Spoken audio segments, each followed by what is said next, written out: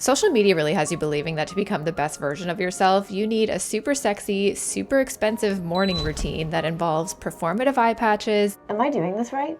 Journaling by candlelight in a matching aloe yoga set. Dear journal. Oh shit, I forgot to light my candle. And for some reason pretending that you like to shower in freezing cold temperatures. Like, no, why would I ever take a cold shower?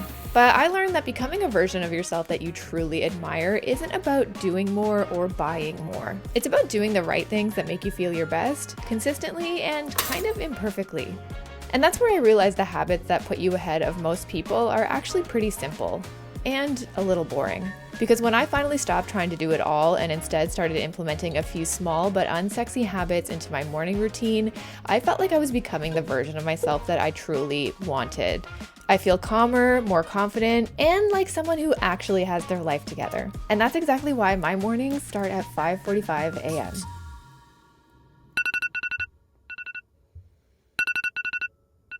Okay, so if I'm being completely honest, I am not a morning person. Good morning. If left to my own devices, I will hit snooze no less than 15 times and then wake up feeling behind before the day even starts. Optimal. Okay, let's go. And for years, I just kept thinking that I needed more discipline or more motivation, but I realized that motivation only works for a little while. It's not going to be the thing that will make your life look the way you want it to, and for me, it's not the thing that gets me out of my warm, cozy bed at 5:45 in the morning in the middle of winter. And because of this, I realized I really couldn't rely on morning me to make my good decisions and move the needle forward, so I had to build a system that did it for me. So there are two absolute game changers that I built into my morning system that keeps me consistent. Number one being creating a financial incentive.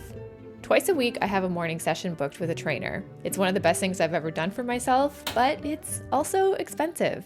And I hate wasting money more than I like sleeping in, so I go. And two is creating a social contract. On the days where I'm not with a coach, I go to the gym with a friend. And if someone's waiting for me to pick them up at 6:30 in the morning, it means I have to get up and be on time. So building a system into my routine that has some consequences I want to avoid really helps me be consistent. And you know what? This has made my entire life so much better, but more on that a little later in the video. And this doesn't have to be expensive at all. If you can't afford a trainer, then book a class that charges a cancellation fee. Or if you just don't have time to get to the gym in the morning, maybe having a phone date with a friend on a morning walk is enough. But sometimes I feel like we have to treat not showing up to our personal goals the same as if we didn't show up to work. You're gonna get in trouble or you're gonna get fired if you don't show. And this has really helped me stick to my routine. The next part of my routine is to make sure I eat. Yes, this sounds obvious, but for years, I skipped breakfast all the time. Especially when intermittent fasting was a thing, I don't even know what I was thinking. But according to experts like Dr. Stacy Sims, especially for active women, I learned that training in a fasted state is a big no-no on your stress levels and for your recovery.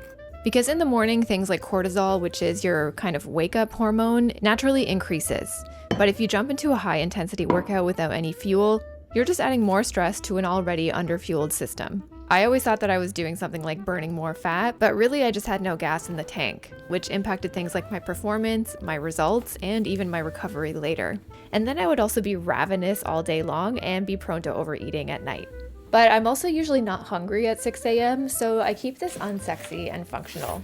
I have a bagel with jam for quick burning carbs and a protein shake with water and creatine that I drink on my way to the gym.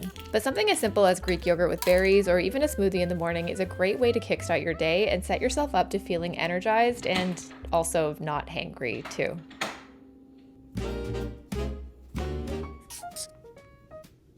Step 3 of my morning routine is the workout. My 7 a.m. workout is actually the entire reason I built this morning routine in the first place. I used to work out primarily in the evenings, and I was pretty consistent with this for years, but I also didn't realize how much stress I was putting on myself and my nervous system until I switched to the mornings. I'd work out from 6 to 7 p.m., get home by 8, and still need to eat, shower, and prep for the next day. I just couldn't wind down for hours, so my sleep was poor, and then that would just roll over into the next day. But I thought I was doing everything right.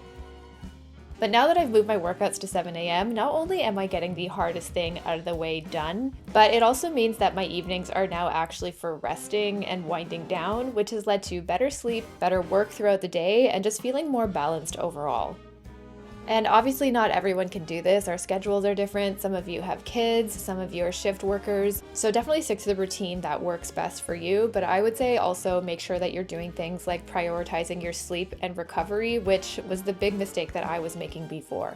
Moving my workout was the easiest fix, but for you it could be things like meal prepping so you're not wasting time cooking once you get home from the gym, or doing things like light stretching and having a good sleep hygiene routine to truly wind down in the evenings. Okay, well that's upper body day done and dusted. Even though getting up for me in the morning is still really hard, I still go and do it, and I love showing up because I can predict how I'm going to feel after, and I know the benefits that I'm going to get afterwards are going to last me all day, and I just know that if I skip, I'm actually going to feel worse. And I'm probably not going to be moving from my desk for the rest of the day besides maybe like a walk as a break. So if you can get to your workout in the morning, or if working out is the hardest part of your day, or you find you procrastinate it, push it to the evening and then still end up skipping, try moving it to a time that you know you can stick to. It might be difficult. Getting up is never easy. I always negotiate with myself every morning, but I just get up, do the thing, and I always feel better afterward. So yeah, feeling good. Now let's eat.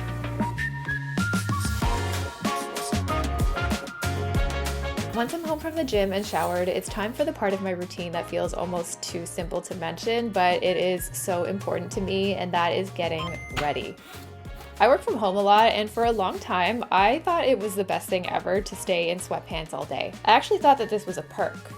But I realized that this was just putting my brain in a state of chill mode, and I just felt like I wasn't getting a lot of serious work done. And I learned that there's actually science to back this up.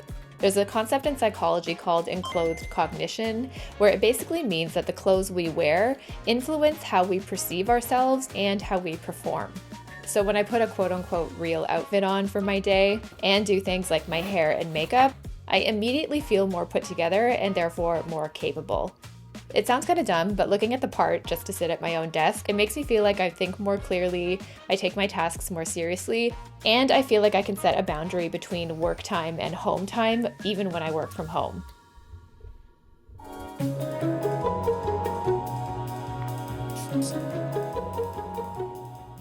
And now it's time for the real post-workout meal.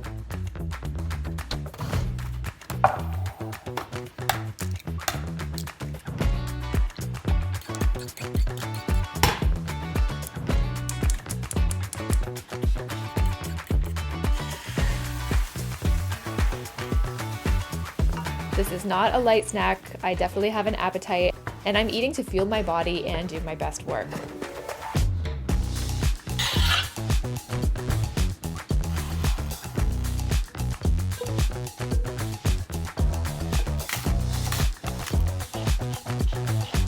So I aim for at least 30 grams of protein per meal, plus adding some good complex carbohydrates and fiber. This is the boring consistency that helps prevent energy crashes, keeps me thinking clearly, and is helping me build muscle and just feel energized. This morning I made a pretty typical breakfast of 2 eggs with some egg whites, some sourdough toasts that I forgot to show you, some blackberries, raspberries, and a kiwi for some great fiber and vitamin C, and yes, you can eat the skins of the kiwi, and some raw chopped spinach. I've actually been digging spinach more raw than I have cooked, and I saw someone on TikTok call eating your raw veggies dinosaur time, so I'm rolling with it. Anything to get you to eat your greens. And this is because meals that are high in protein, high in fiber, and high in complex carbohydrates are really the unsexy keys to feeling full and satisfied. Instead of relying on fancy energy drinks and protein bars that probably are more fun to eat, but are kind of expensive and likely not as satisfying.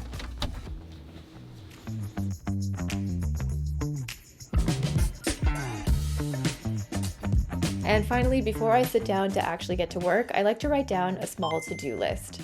Being able to do things like work for myself, work from home, and design my day, it does feel like freedom, but I can tell you that without structure, for me, it just turns right into chaos. If I don't follow a schedule, just like a 9 to 5, then my day will be all over the place. So I actually do 2 things here. I time block my entire day, minute by minute. Yes, I sound crazy, but it works. And I limit my to-do list to 1 really big task and a bunch of small ones that are actually doable. And my biggest tip here is to stop writing 25 million items on your daily to-do list because you will never get it done. The biggest mistake people make here is that we tend to always overestimate what we can do in one day, and then when you don't finish it, you just feel like you failed. So nowadays, to help combat that, I tend to write one big to-do item, like edit video, and follow that up with a bunch of small to-dos that I can easily check off my list. Sticking to one big task makes me realistic about my time, while the small wins help me keep the momentum going. So not only does writing out my to-do list really structure my day and give me guidance on what I should be doing, it also helps me prioritize my day, which keeps me from procrastinating. But I need to give a special shout out to time blocking for really giving me a lot of structure and clarity throughout my day. Because not only would I overestimate what I'm capable of on my to-do list, I also underestimate the time it actually takes to complete a task, including how long it takes me to actually do my workout, commuting time, how long it takes me to shower and get ready, and even how long it takes me to eat lunch. So even though this does look like a Patrick Bateman level of psycho, it's actually been one of the single most important things to keep me on track and feeling organized throughout my day. Not to mention it just keeps things realistic. So if you want to adopt the habit of time blocking, one of my biggest tips would be to get crystal clear and be really honest on how long you think it takes you to do something. Even the things that we don't really pay attention to, like how many breaks we want to take scrolling our phone, in addition to the things that you've actually scheduled in, like meetings and calls. With time blocking, I think the more specific you can get and the more honest with yourself you can get, the better. Because then you just stop feeling so behind. So that's basically my morning routine in a nutshell. Every day is slightly different, but I try to stick to a very similar structure so that I can get all the things I want to get done, but also make sure I'm taking some me time and feeling good about myself and my body while I do it. And yeah, you know what? It's a little bit boring, but it makes me feel amazing. So let me know in the comments below some habits you do in your mornings to help you feel your best. And if you want to know even more unsexy and pretty boring habits that will save you serious money, watch this video next. Thanks so much for watching, and I'll see you next week. Bye guys. Let's get back to this edit.